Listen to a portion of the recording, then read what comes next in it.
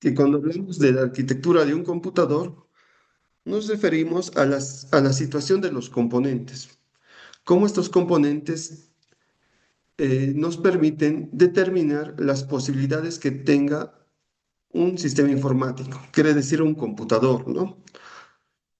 Según el hardware que va a tener, es la disposición a la que se va a usar ese computador. Y cuando hablamos de ese hardware, nos estamos refiriendo directamente sobre los componentes básicos de un computador, que en este caso son seis componentes básicos. Podemos tomar en cuenta la tarjeta madre, que es donde se van a conectar todos los dispositivos de hardware, como por ejemplo el microprocesador, la memoria RAM, el disco duro, los dispositivos de entrada-salida y el software, ¿no? Entonces, esas piezas son fundamentales para que un computador pueda funcionar.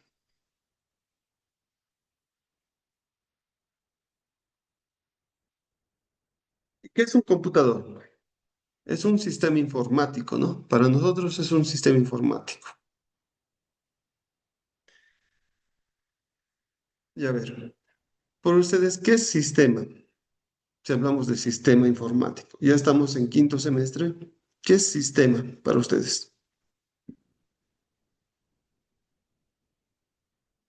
¿Qué será un sistema?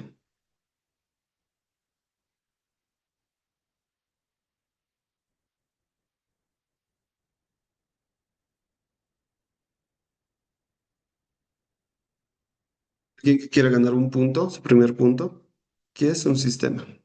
El conjunto de datos o procesos relacionados entre sí para hacer algo en específico.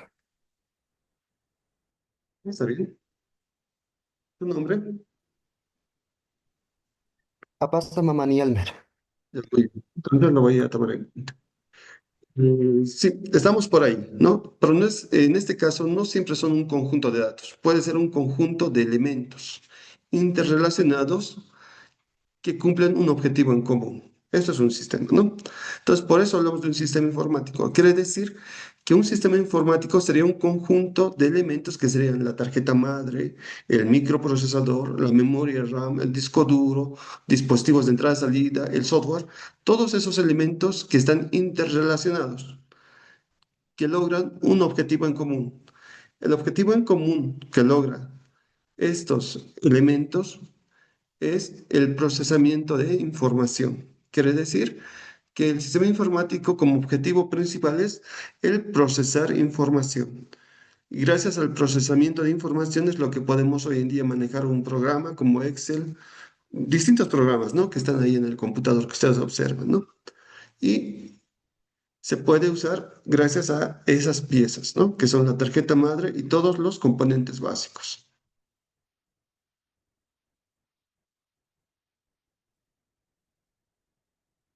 Y también debemos tomar en cuenta que estos componentes básicos van a ir variando según la necesidad, en este caso, del usuario. Quiere decir que va a ser muy diferente un computador que va a usar, por ejemplo, nosotros, un ingeniero de sistemas, va a manejar un computador con diferentes características a que va a manejar una secretaria, por ejemplo, ¿no? En oficina, el computador. ¿Por qué motivos? Porque tenemos distintas necesidades, ¿no? Y por ese motivo, cuando hablamos de distintas necesidades, debemos tomar en cuenta que va a ser otro procesador, tal vez otra memoria RAM, que son piezas fundamentales para el funcionamiento de ese computador. Va a ir variando, ¿no? Y eso vamos a ir viendo, pero más adelante, cuando vayamos avanzando este capítulo, ¿no? Sobre cada una de esas piezas y saber qué función cumplen, ¿no? Cada una de las piezas del computador.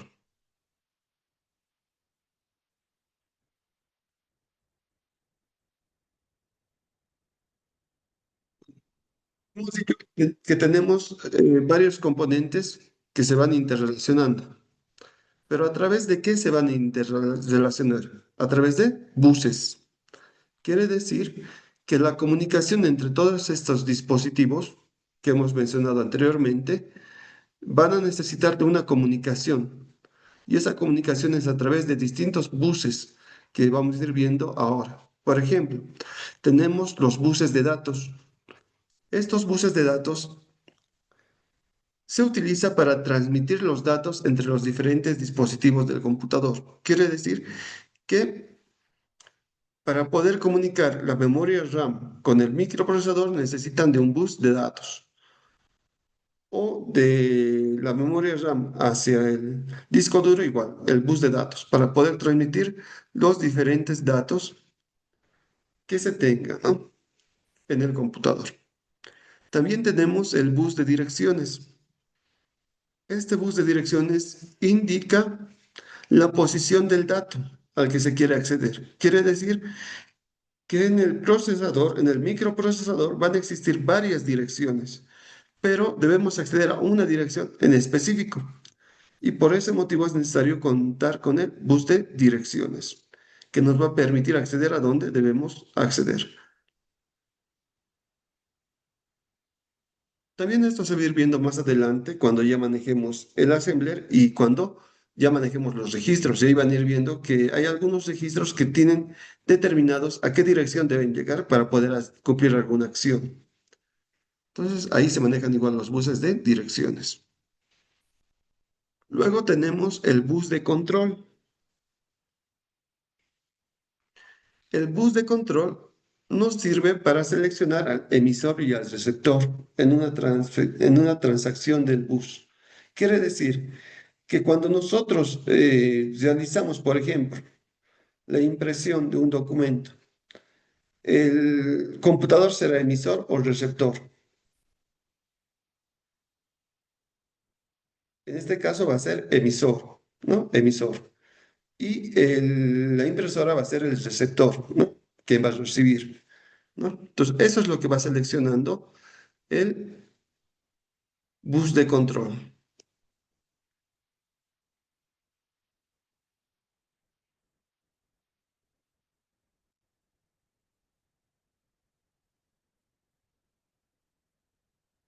Bien. También tenemos el bus de alimentación. El bus de alimentación sirve para proporcionar a los dispositivos voltajes distintos. ¿Qué quiere decir eso? Que el computador necesita de energía, ¿no?, para poder funcionar. Sin energía no funciona el computador. Eso quiere decir que necesita del bus de alimentación. Pero, ¿qué energía es la que necesitará el computador? ¿Qué tipo de energía necesita el computador? ¿Es corriente alterna o corriente continua? Ustedes ya han llevado electrónica, seguro, ¿no? Y ya saben que es una corriente alterna y una corriente continua. ¿Qué tipo de energía necesita el computador? Corriente continua. Exacto, muy bien.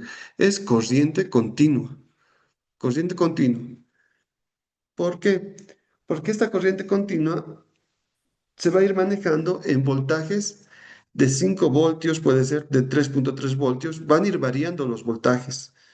Quiere decir que este voltaje va a ir variando según el color de los pines, ¿no?, que va a tener el bus de alimentación. Por eso es que manda distintos voltajes. No solamente va a ser 5 voltios, van a ser distintos voltajes y eso igual vamos a ir viendo más adelante en cómo funciona la fuente de alimentación.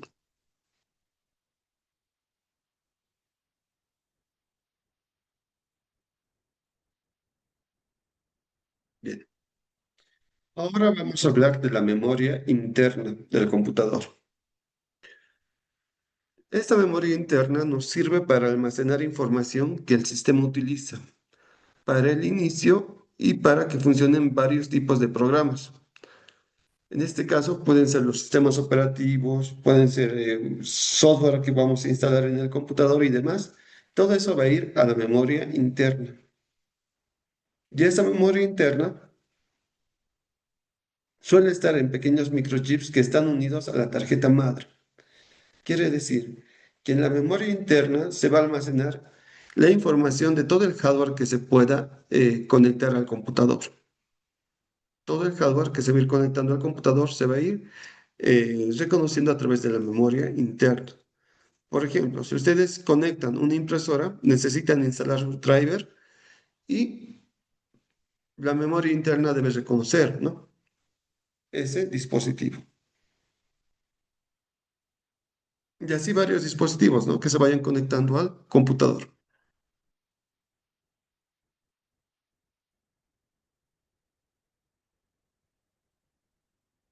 Saber lo que es el microprocesador. Y esto es importante, ¿no? El microprocesador, que es sobre lo que vamos a trabajar con más énfasis en la materia.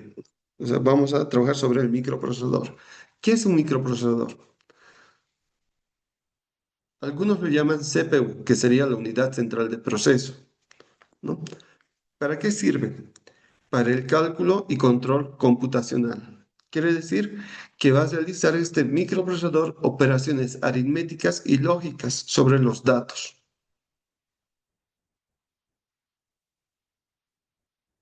Y todas estas operaciones van a permitir que se ejecute algún programa. También puede ser operaciones lógicas que van a permitir que podamos realizar algún programa y demás. Cuando hablamos de trabajar con el microprocesador, necesariamente estamos hablando de que el microprocesador maneja un sistema binario. Quiere decir que nosotros vamos a poder observar el cómo llegan los datos binarios al microprocesador, pero es complejo para nosotros trabajar sobre un sistema binario. ¿Por qué? Porque manejar el código binario es muy amplio. Por ese motivo, se va a trabajar con el assembler, que nos va a permitir facilitar el trabajo sobre los registros del microprocesador. Que este microprocesador va a trabajar a través de un sistema hexadecimal con el programa que usemos para ensamblar, ¿no? Para hacer un programa en ensamblador. Eso quiere decir que el ensamblador, cuando trabaja hacia el microprocesador, está trabajando en una programación en bajo nivel, no es una programación en alto nivel. Cuando nosotros, ustedes seguro han trabajado ya con programas como Python, ¿no? De alto nivel, o Java, que son programas de alto nivel.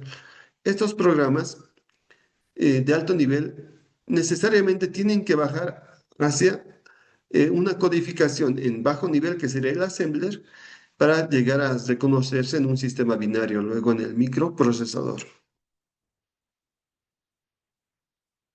Bien, entonces quiere decir que, como pueden observar ahí en pantalla, este microprocesador tiene varios pines, pero estos pines manejan un código binario que sería ceros y unos, ¿no? Puede ser un cero que equivale a 0 voltios y un uno que equivale a 5 voltios continuos, ¿no? Como dijo su compañero, ¿no? Voltajes continuos. ¿Qué debemos de conocer del microprocesador? ¿Qué datos debemos de conocer de este microprocesador viéndolo físicamente para que tengamos un conocimiento sobre el hardware, ¿no? De microprocesador?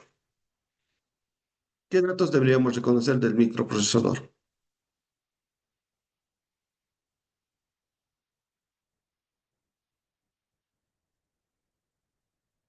¿Alguien que quiera ganar un punto?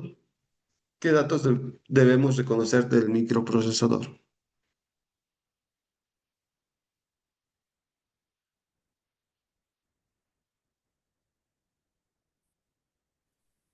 Inge, ¿podría ser su marca, su modelo? ¿Ya? ¿Qué más? Está ahí en pantalla. A ver, ¿qué más debemos de conocer?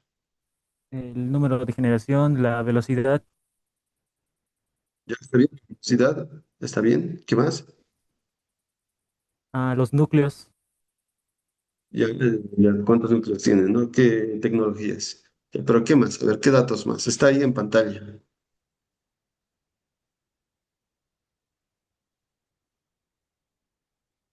Bien.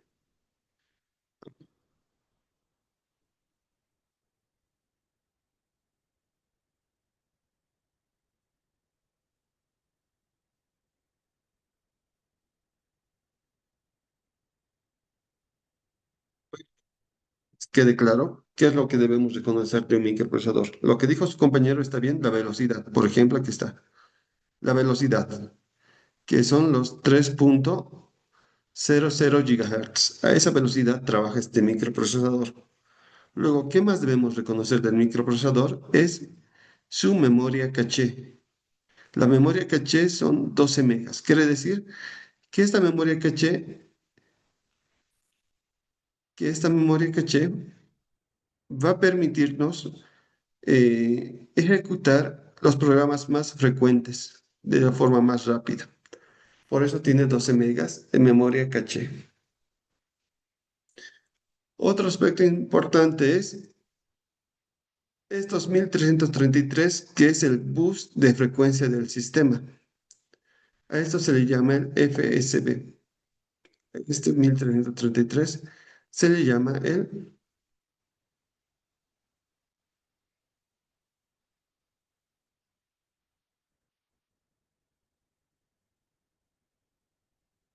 FSB, el bus de frecuencia del sistema, a este 1333. Quiere decir que cuando nosotros manipulamos un microprocesador o cuando nosotros queremos hacer una licitación, por ejemplo, en una empresa, lo que debemos tomar en cuenta es lo primero, ¿qué velocidad debe tener el computador? ¿Para quiénes va a ser el uso?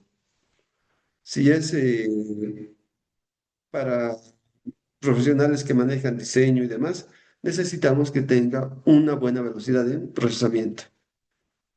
Luego, una buena memoria caché también para que ejecute los programas de forma más rápida. ¿La memoria caché qué es? La memoria caché es una pequeña memoria donde se almacenan las rutas más frecuentes. Por ese motivo maneja 12 megas, nada más en memoria caché. Van a ir viendo que no vamos a observar memorias caché de gigas, por ejemplo, o que sean muy grandes, no. Tienen que ser pequeñas porque en ese pequeño espacio de memoria se almacenan solamente las rutas más frecuentes. Si tenemos una memoria caché muy grande, una lista muy grande, se va a crear en esa memoria. Y acceder a esas rutas frecuentes va a hacer que sea muy moroso, ¿no? Buscar cada una de esas rutas. Por ejemplo, en una memoria caché, cuando es pequeña, puede almacenar 10 rutas frecuentes. Entonces va a ser mucho más fácil buscar una de las 10 rutas a que se maneje una memoria caché más amplia que maneje 100 rutas, por ejemplo, frecuentes. Entonces va a ser muy difícil buscar entre las 100 rutas a cuál ruta quiere acceder. Por ese motivo, la memoria caché siempre es pequeña. Luego tenemos su bus de frecuencia del sistema, que es este 1333. Y este bus de frecuencia del sistema va a permitir que se comunique de forma correcta con el computador, este microprocesador. Por ejemplo, eh, tal vez algunos que sí les ha pasado, digamos, alguna experiencia cuando han ensamblado algún computador o han comprado algún computador, ¿qué sucede? Que si la tarjeta madre no reconoce este bus de frecuencia del sistema, no va a funcionar el computador. No va a funcionar, ¿por qué? Porque no va a permitir la misma comunicación a través de ese bus de frecuencia. Por más tenga la misma arquitectura, tenga la misma arquitectura, las mismas, el mismo tamaño, los mismos cortes, ¿no? Esa es su arquitectura. Por más tenga esa misma arquitectura, si el bus de frecuencia no es el que se conoce en la tarjeta madre, no funciona directamente. Entonces, a tomar muy en cuenta ese bus de frecuencia del sistema.